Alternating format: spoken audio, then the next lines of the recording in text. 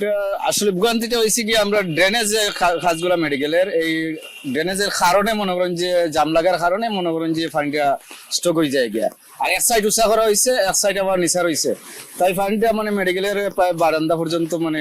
ঢুকছে গিয়া এই বৃষ্টি দিলেই মানে এই সমস্যাটা দেখা দেয় আমাদের তো খুবই কষ্ট যাতায়াতের কষ্ট এরপরে রুগীরা মানে নিয়ে যাইতেও কষ্ট এইরকম মানে এই অবস্থাটা আমরা তো মনে হয় যে এখন কুমোর পানি ভাঙ্গি আইছি সামনে আরো অনেক পানি এখন নইলে কি ধরেন যে আপনারা মিডিয়ার মাধ্যমে যদি আমাদের কর্তৃপক্ষ মেডিকেলের যদি উদ্যোগ নেয় তাহলে ড্রেনেজ কাজগুলা সুন্দরভাবে পরিচালনা করতে পারে ইনশাল্লাহ। এখন যে কোনো ব্র্যান্ডের পুরাতন এসি বদলে নতুন ওয়ালটন এসিতে উপভোগ করুন 25% ছাড়। প্রতিদিন বৃষ্টি গেলে মানে ঘন্টা আধা ঘন্টা পরে মানে পানি ঢুকি যায় আর ড্রেনের অবস্থা ভালো নয় ড্রেন সরু হয়ে গেছে প্লাস ময়লা আবর্জনা ঢুকার কারণে পানিগুলো ওভারটেক করিয়া ঢুকে কষ্ট তো আর মারাত্মক কষ্ট সারাদিন পরিশ্রম করা লাগে ব্যবসা বাণিজ্য দেখা পরে তোমার ঘর পরিষ্কার করা লাগে এটা তো তারপরে শারীরিক অবস্থা তোমার একটা সুবিধার না যার দারুণ একটু কষ্ট বেশি পানি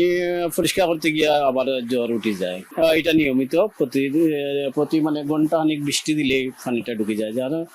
ড্রেন গুলা ছোট তো আগে বললাম যে ড্রেন গুলা ছোট পানি কাটার কোনো ইয়ে নাই পানির অবস্থা তো প্রত্যেক বছরও আমরা ঘরের দরজায় পানি উঠে যায় আপনার সমস্যা আমরা এই এলাকার মানুষের খুব জলাবদ্ধতা হয় আজকে বহু পানি উঠিয়ে আসছে গেলাম ভিতরে ওখান থেকে তো এখান থেকে তো আর দেখাও সব সময় আপনার জলাবদ্ধতা থাকে কষ্ট হইলানি ভাই খাইতা কই থাকি চুলা থাকে না কিচ্ছু থাকে না মানুষে নিয়া খাওয়ার শুকনা খাওয়ার কিছু দেয় কোনো সময় ও খাইলা ও তো কষ্টকর।